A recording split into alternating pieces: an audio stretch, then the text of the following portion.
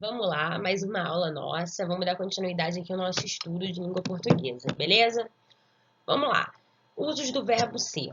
Hoje a gente vai trabalhar, vai continuar nessa linha do verbo de ligação, né? Que são os verbos que representam o estado, que não representam ações, e sim funcionam ali para conectar, para ligar uma característica ao meu sujeito, tá ok? Então a gente vai seguir essa linha aí. Mas antes,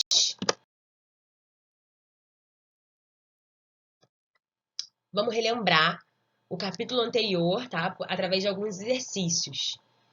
Vamos lá? Página 389, 7, 8, 9 e 10. Já sabem o esquema. Pausem e no próximo slide, gabarito. Show? Bora lá, gente. Molezinha, tá? Era só múltipla escolha. Vamos lá, vamos corrigir isso daí. 7. Considere a oração aparelhos são caros. Sobre ela é correto afirmar que... Primeiro, vamos analisar essa oração, né? Aparelhos são caros. Olhei para o verbo. Quem que é caro? Tenho como resposta aparelhos. Então, aparelhos é o meu sujeito. E são caros é o meu predicado nominal. Por que nominal, gente? Porque eu tenho aí um verbo ser. O são vai representar um estado. Ele está funcionando ali para conectar caros a aparelhos, que é uma característica do meu sujeito aparelhos. Então, caros é o meu predicativo do sujeito. Vamos lá, letra a letra.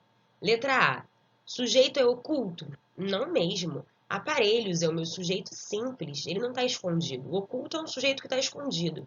Vocês nem aprenderam ainda, mas é um sujeito que está escondidinho ali. Então, não tem essa função aqui. B. O sujeito indeterminado? Também não. O sujeito indeterminado é quando eu não sei quem praticou a ação ou eu não quero falar, ok? Então, não é o caso. Aqui eu tenho um sujeito que está super explícito e é um sujeito simples, os aparelhos, tá ok? C. O predicado é verbal? Não. O predicado é nominal? Sim. Por que ele é nominal, gente? Já falei para vocês que o verbo ser representa estado. Sempre que ele representar estado, ele vai funcionar aí como um predicado nominal. Tá funcionando ali para conectar uma característica ao meu sujeito. Show? 8. Dentre as orações a seguir, o predicado é classificado como nominal em. Então vamos lá, já sabemos o que é um predicado nominal. Vamos analisar os verbos de cada uma das alternativas. Letra A. Talvez os humanos andaram um tanto esquecidos de tal prática. Essa é boa. Esse andar, gente, esse verbo andar, ele funciona aí como ação? Eu tenho ideia de caminhar? Não. Se ele não tem ideia de caminhar, esse andaram, na verdade, ele está funcionando ali para conectar uma característica. Então, eu quero dizer que eles andaram um tanto esquecidos, eles têm ficado esquecidos. Então, aí é um estado do meu sujeito. Então, eu vou ter aí um predicado nominal, já é a minha alternativa, tá bom? Mas vamos analisar as outras. B. Um gesto que ultrapassou a quantidade. Olhei para o verbo. Ultrapassou é um verbo de ação, então não pode ser predicado nominal. C. Os pássaros sentiam-se em casa, como que num grande refeitório. Sentiam-se. Galera, sentiam-se aqui não pode ter ideia de estado. Sentia-se, né? Ação de sentir, de se sentir em casa. Então, não pode, que seria um predicado verbal. D. Olhei de novo para o verbo. Porém, todos podem usar da criatividade. Podem usar. Gente, usar, né? Fazer uso, utilizar alguma coisa é uma ação. Então, se é uma ação, meu predicado seria verbal. Vai ser nominal quando ele representar estado. A única alternativa que representa um estado do meu verbo, na minha oração, é a letra A. Tá bom? Portanto, o gabarito. 9. Marque a alternativa em que o adjetivo desempenha a função de predicativo do sujeito. Lembra lá das classes gramaticais. O que é um adjetivo? O adjetivo é uma característica, né? Uma qualidade para o meu sujeito. Então, nesse caso aqui, eu quero saber Em qual das alternativas o adjetivo vai desempenhar a função de predicativo do sujeito? Ou seja, em qual das funções aqui ele vai servir para caracterizar o sujeito? Porque eu posso ter um adjetivo que não esteja caracterizando um sujeito. Então, cuidado com isso. Eu tenho que perceber se essa característica, se essa qualidade tem a ver com o meu sujeito ou não. Então, vamos lá. Letra A. Os diretores receberam o ministro e o secretário ingleses. Qual que é o adjetivo que eu tenho aí, gente? Ingleses, né? Então, os diretores receberam o ministro e o secretário ingleses. Gente, esse ingleses tem relação com o quê? Com o ministro e com o secretário, com os dois. Só que quando eu pergunto aí para o verbo, quem recebe, recebe alguma coisa. Alguma coisa vai ser o meu ministro e o meu secretário, né? Então, aí eles vão funcionar como objeto. Vamos aprender isso mais à frente, calma, tá? Só tinha que entender que ingleses não tem direção, não tem relação com diretores, ok? Não são os diretores que são ingleses, são o ministro e o secretário. Portanto, não poderia ser a letra A. Letra B. Novos professores teremos ano que vem. Qual é o adjetivo que eu tenho aqui, gente? Novos, né? O que teremos ano que vem? Novos professores, né? Mas o meu sujeito aí é qual? Nós. Nós teremos. Teremos o quê? Teremos os novos professores. Então, mais uma vez aí, o novos está relacionado a professores. E professores não é o meu sujeito. O meu sujeito é nós. Então, não pode ser predicativo do sujeito. Tá bom? C. Ansiosos, o avô e a avó ligaram para os netos. Ansiosos, o avô... Qual é a minha característica? Ansiosos, não é? Então, ansiosos aí tem relação ao quê, gente? Ao avô e à avó. Então, eu quero dizer que eles, né, o avô e a avó, ligaram para os netos ansiosos. Ligaram para os netos e estavam ansiosos. Então, ansiosos aí tem relação com o avô e a avó. E como o avô e a avó são o meu sujeito, eu tenho aí ansiosos como predicativo do sujeito, tá ok? Então é a letra C, gente. Por que não é a letra D? Olha bem, entregou-me o veículo avariado. Olha, avariado é meu adjetivo, que tem relação a veículo. Não pode ser predicativo do sujeito, porque eu quero... Quem é o meu sujeito aqui? Ele, né? Ele me entregou o veículo. Me entregou o quê? O veículo que estava, né, avariado. Então, avariado não tem relação com o meu sujeito, que é ele. Não é ele que estava avariado, e sim o veículo. Portanto, é a letra C. 10. Assinale a alternativa em que o adjetivo em destaque funciona como predicativo do sujeito. De novo, mesma coisa da questão anterior. Vamos lá. O que é bonito, garboso e elegante num dia pode virar esquisito e estranho no outro. Galera, esse esquisito aí tem relação com o meu sujeito? O que pode virar esquisito e estranho no outro? O dia, né? Então, esse esquisito tem relação com o dia. Se tem relação com o dia, que é o meu sujeito, o dia pode virar esquisito. Aquilo que é garboso e elegante num dia pode virar esquisito e estranho no outro. Letra A.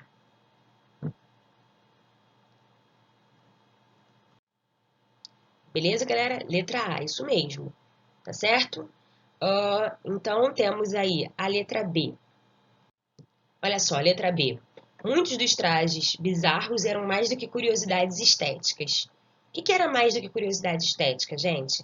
Muitos dos trajes bizarros.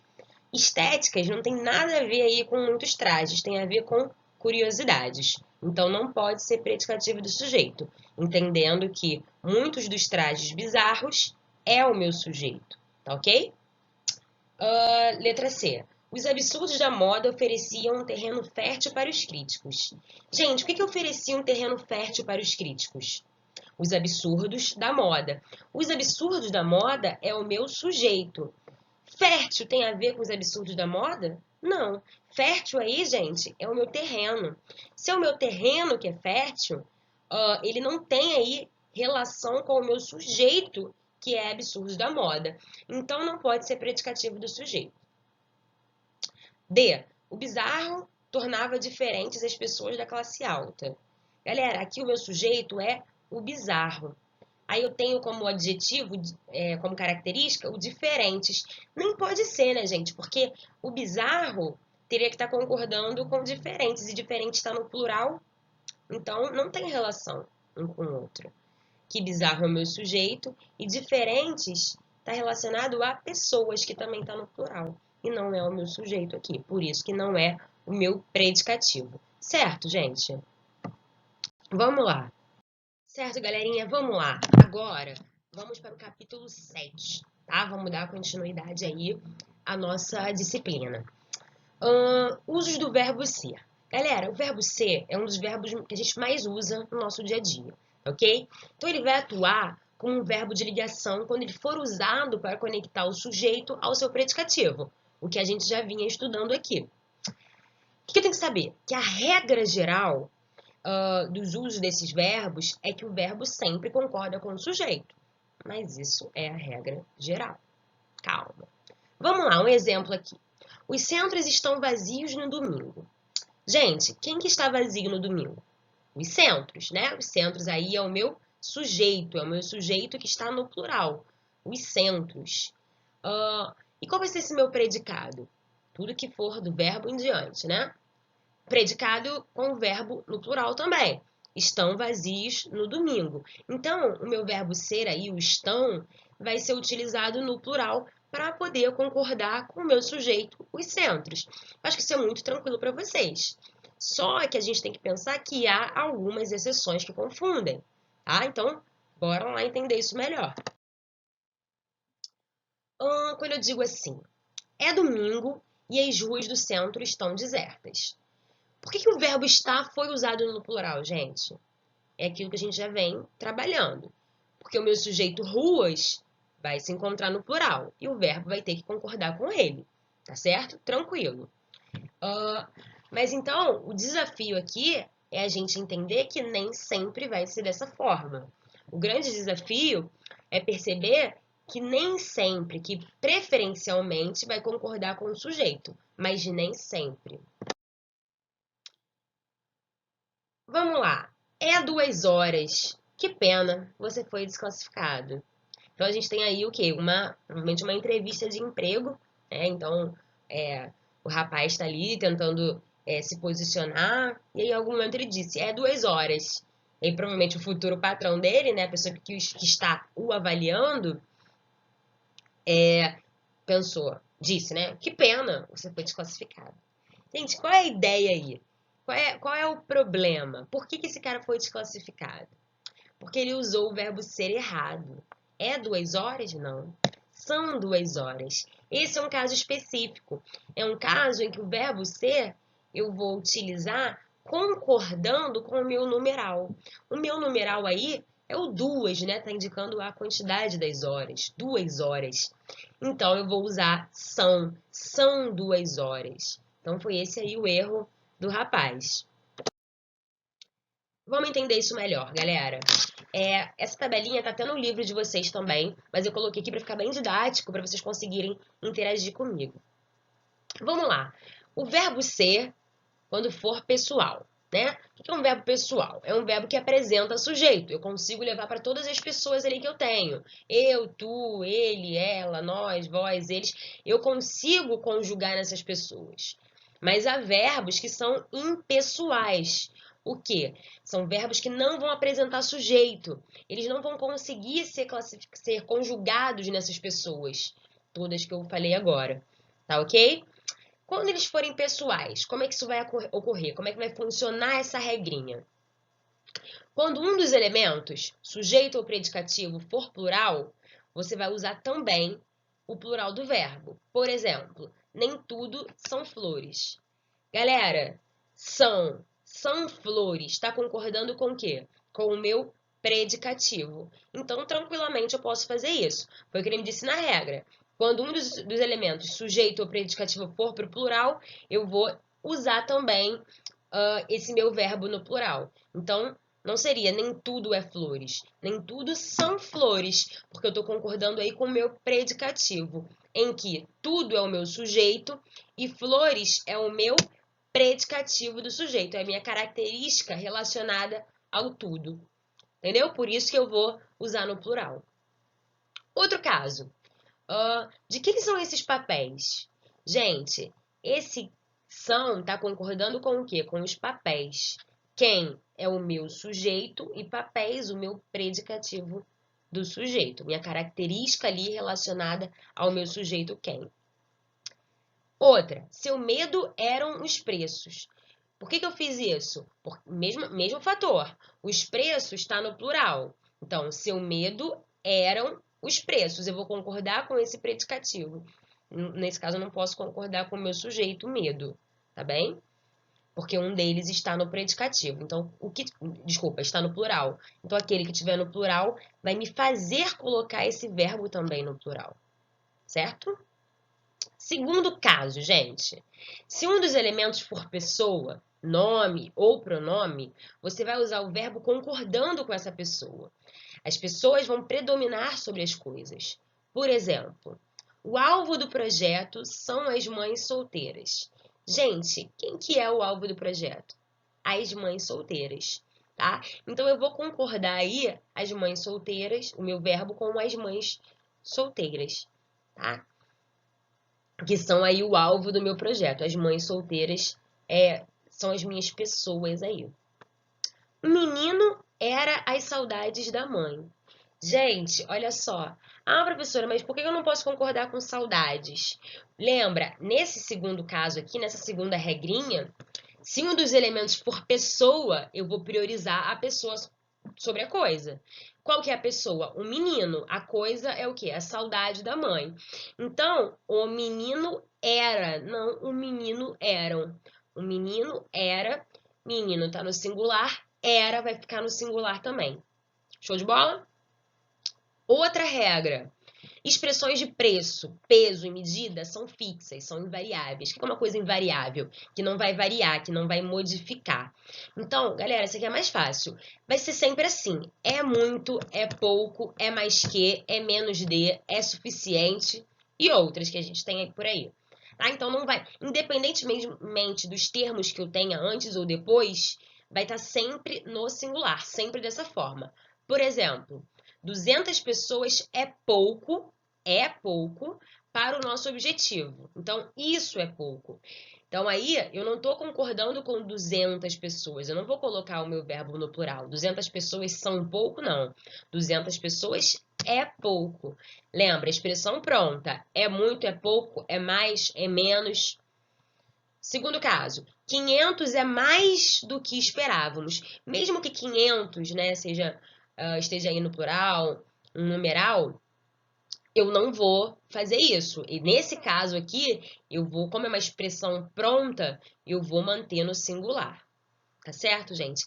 É muito importante eu ter aqui, ficar atenta a essas regras. São essas regras que vão me ditar em tudo. Então, na hora de fazer exercício, olha para essas regrinhas, até isso fixar e vocês não precisarem mais olhar. Tranquilo? Vamos lá. Última regrinha. Em datas. Em datas, a palavra dia pode ficar subentendida, concordando-se com ela ou com o numeral. Aqui vai ser o nosso famoso tanto faz, né? O que é uma coisa subentendida, professora? É uma coisa que não está explicitamente entendida. Está subentendida, está por trás, está escondidinha ali. Então, a palavra dia ela não está escrita, mas eu consigo entender que tem ideia desse dia ali na minha oração, tá? Por exemplo, hoje é 5 de março. Quando eu digo que hoje é 5 de março, na verdade eu quero dizer que hoje é dia 5 de março, mas eu não preciso escrever a palavra dia, certo? Então, aí tanto faz. Eu posso colocar, posso optar, né? Ou concordar com a palavra dia ou com o numeral. Então, hoje é 5 de março ou hoje são 5 de março. As duas opções estão certas, tá bom? E isso quando a palavra dia estiver subentendida. não tiver escrita. A partir do momento que eu escrevo, hoje é dia 5 de março, eu vou ter que manter o meu verbo ser, o é, no singular, porque dia é singular, tá ok? Agora, se ele não está escrito, se essa palavra dia não está escrita, aí fica aberto para mim. Eu consigo deixar subentendido aí, então tem a ideia do dia, então vai ser o meu famoso tanto faz. Posso colocar no singular ou no plural. Hoje é 5 de março ou hoje são 5 de março. As duas estão certinhas, tá bem? Agora sim, última regrinha, né? Em horas e distâncias, o verbo ser concorda com o numeral. Então, somente em horas e distâncias, que foi o caso que a gente viu na imagem anterior, que o rapaz ele acabou não sendo aprovado lá na entrevista porque ele falou errado. Né? Então, olha bem, daqui ao sítio é 1 hora. Tá representando o quê, gente? Distância, né? É a distância de 1 hora. Então, o verbo vai concordar com o numeral né? 1 hora. Então, daqui ao sítio é 1 hora, não são 1 hora. No segundo caso, daqui ao sítio são 3 horas. Galera, tranquilo. 3 horas aí tá no plural. Então, eu vou concordar com esse numeral e vou colocar o meu verbo também no plural. Daqui ao sítio são 3 horas. Então, quando eu falo de horas e distâncias, eu tenho aí essa questão de concordar com o meu numeral. Não esqueçam disso, galera. Tem que estar muito claro para vocês que eu tenho o verbo ser sendo pessoal, concordando ali com todas as pessoas, e o verbo ser sendo impessoal. Tá? São esses dois últimos casos aí que marcam a impessoalidade do verbo. Eu não tenho nenhuma pessoa, eu não tenho nenhum sujeito para se concordar. Então, eu tenho que, de fato, seguir as regras. Tá ok? Amores, é isso, tá? Então, fechamos esse conteúdo. Peço para que vocês fiquem muito atentos nessas questões das regrinhas. Façam os exercícios com base nessa tabela. Essa tabela tá no livro de vocês, tá? Tá bem aqui na página 398. É a mesma tabelinha. E eu coloquei aqui para como vocês conseguirem visualizar junto comigo, tá bom? Estudem, estou aqui para tirar qualquer dúvida. Beijo grande!